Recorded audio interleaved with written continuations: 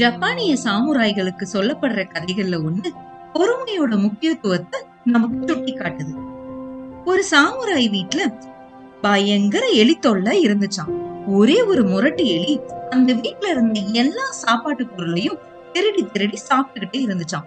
வீட்டுல இருக்க பூனையால அந்த எலிய பிடிக்கவே முடியல.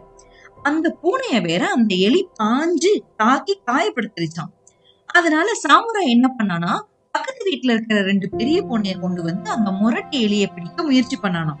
2 பூனையும் முரட்டு எலிய துரத்துச்சான். எலியானா தப்பிச்சு தப்பிச்சு ஓடி ஒரு கட்டத்துல ஆவேசமா திருப்பி தாக்க ஆரம்பிச்சுதான். அந்த பூனைகளும் பயந்து ஓடிருச்சான். இத அவனுடைய நண்பன் ஒருத்தருக்கு சொல்லிட்டு இருந்தானாம். அப்ப நண்பன் சொன்னானா, பக்கத்துல இருக்க மலையில ஒரு கிழட்டு பூனை இருக்கு, அந்த பூனையால எந்த எலியனாலும் பிடிக்க முடியும் அப்படின்னு சொன்னானாம். சாமுராய் வேற வழி இல்லாம அந்த கிழட்டு பூனைய தேடி போய் உதவி கேட்டானாம். பூனையும் சரி உன் வீட்டுக்கு வரேன் அப்படின்னு சொல்லிருச்சான். மறுநாள் அந்த கிழட்டு பூனை அந்த வீட்டுக்கு வந்துச்சான். புது பூனை இருக்கிறத பார்த்தேலி தயங்கி தயங்கி மெதுவா வந்துச்சான்.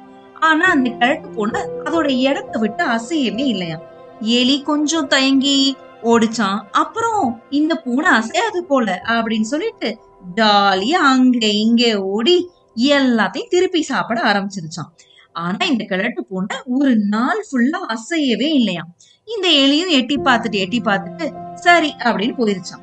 மறுநாள் இந்த கிழட்டு பூனைய பார்த்தா அதே இடத்துல உட்கார்ந்து இருந்துச்சான்.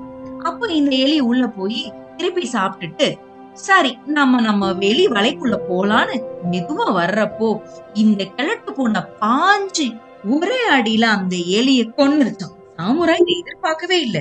இவ்வளவு பெரிய முரட்டு எலிய எப்படி ஒரே அடியில வீழ்த்துன அப்படின்னு கிழட்டு பூனைட்ட யோசிச்சு கேட்டானாம். அப்போ கிழட்டு பூனை சொல்லிச்சான், ஒரு சூட்சமும் இல்ல, பொறுமையா காத்திருந்தேன். நீங்கெல்லாம் என்ன செய்வீங்கன்னு எலிக்கு தெரியும், ஆனா நான் என்ன செய்யறேன்னு அதுக்கு தெரியாது. நான் நிதானமையா பொறுமையா காத்து கிடந்தப்போ அது என்னைய இவன் எதுக்கும் லாயக்கில்லன்னு முடிவு பண்ணி தன்னோட பாணிய மாத்துச்சு. ஆவேசமா சத்தம் போடுறவங்க, கோபம் வர்றவங்க, அவசரக்காரங்க, இவங்க எல்லாரும் தங்களோட பலவீனத்தை எல்லாருக்கும் காட்டுறாங்க.